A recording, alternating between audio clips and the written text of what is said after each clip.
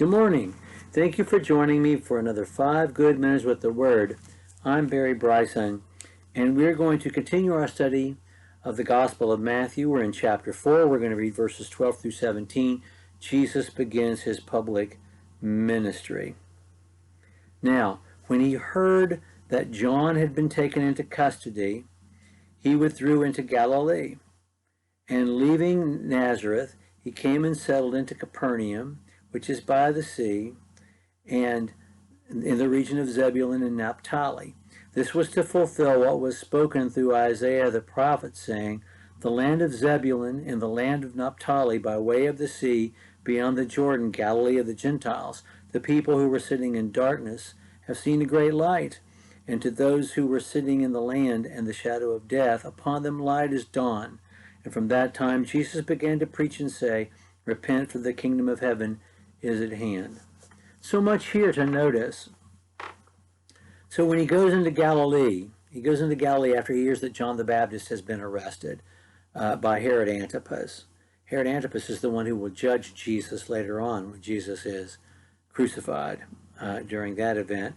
And we know that story about the death of John the Baptist. We'll get to that later. But when he hears that, he goes to the very area where John was, sort of, to the north. He goes to Capernaum and he starts to preach in that area that Herod Antipas controls, and he starts preaching. It also tells us that after his baptism, he went home to Nazareth for a short while at least, before going and moving his family to Capernaum. We know that he moved his whole family to Capernaum from John chapter 2. That's verse 12. He moves his whole family to Capernaum.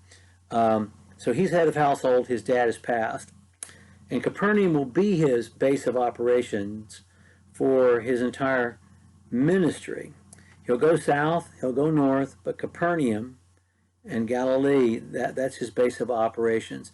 And who knew that even this was to fulfill prophecy? Because it used to be the land of the tribes of Zebulun and Naphtali. And he takes us to Isaiah chapter 9. Now, Isaiah chapter 9 is the chapter in which we are told, "Unto us a son is born, unto us a son is given. He will be called Wonderful Counselor, Mighty God, Everlasting Father, Prince of Peace." It is a messianic passage. And he quotes these two verses from Isaiah chapter 9 about Zebulun and Naphtali and about the people who were sitting in darkness having seen a great light. So we see again and again and again. He can't go 10 verses without telling us how Jesus fulfilled prophecy.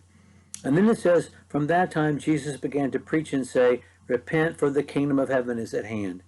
In a very real sense, Jesus at this point in his ministry, and he hasn't called any disciples yet, he'll do that next time, is picking up the baton and is announcing his own ministry. John's been arrested, and so he's picked up the baton and he's saying the same things John has said. In fact, John's preaching is going to be repeated in Jesus' preaching. Jesus is going to talk about baptism. Jesus is going to be baptizing people, or at least his disciples are. Jesus is going to talk. He's going to talk about the judgment from the very passages that John the Baptist does. So the preaching of John the Baptist is going to continue to embed itself in the preaching of Jesus.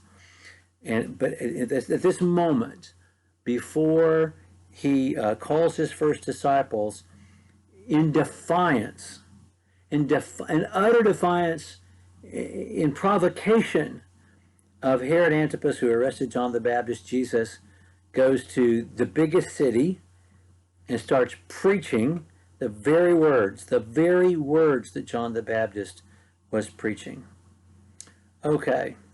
Just one more thing before we close. Let's not forget that Galilee and Capernaum in particular, it's cosmopolitan, it's metropolitan.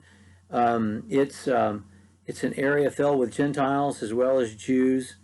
And so Jesus is going to be preaching in this area.